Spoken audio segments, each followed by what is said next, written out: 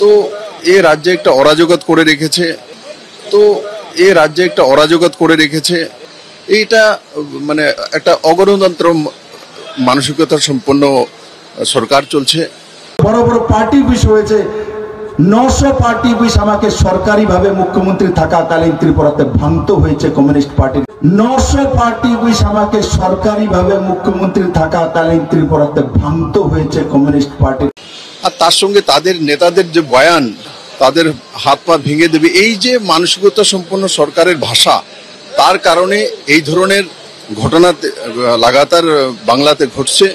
আখ বন্ধ করে, চোখ বন্ধ করে একটাই লক্ষ্য রাখা যে ত্রিপুরা কোন জায়গায় কমিউনিস্ট নামে কোন বীজ রাখবো না। আমরা সমস্ত কমিউনিস্টের বীজ উঠিয়ে বঙ্গোপসাগরে ফেলবো। কমিউনিস্ট নামে কোন বীজ যাতে ত্রিপুরাতে না থাকে সেই দিশাতে কাজ করব। কিছু কিছু পত্র পত্রিকা অতি উৎসাহিত হয়ে ত্রিপুরার মানুষকে বিভ্রান্ত করছে। ইতিহাস তাদের মাফ করবে না, আমিও তাদের মাফ করব না। ইতিহাস মাফ করবে না, ত্রিপুরাবাসী মাফ করবে না, আমি বিপ্লব দেবে মাফ করব না। আমি যা বলি তা করে যাই। ইতিহাস সাক্ষী। আর তার সঙ্গে তাদের নেতাদের যে বয়ান, তাদের হাত পা ভেঙে দেবে, এই যে মানসিকতা সম্পন্ন সরকারের ভাষা, তার কারণে এই ধরনের ঘটনা লাগাতার বাংলাতে ঘটছে। কিছু দায়িত্ব আপনাদের হাতে তুলে দেই। যারা যুবক ভাইয়েরা আছেন, দায়িত্ব নিতে পারবেন কিনা বলুন। আজ থেকে এই সময় পরে দলপুর অঞ্চলে যে সিপিএম কে চেকালে পাবেন, তার গুড় ভেঙে দেবেন। শুধু অবস্থাতে সিপিএম কে দূরে দাঁড়ানো দেওয়া চলবে না।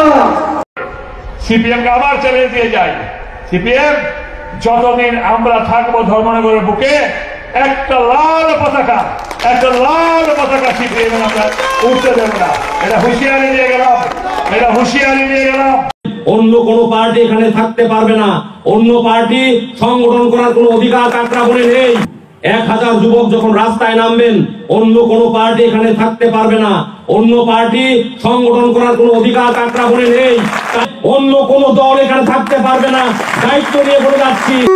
আর সবশেষে এটাই বলবো, কংগ্রেস সিপিএম ভাইদের আসন্ন পঞ্চায়েত নির্বাচনে প্রার্থী হওয়ার স্বপ্ন দেখবেন না।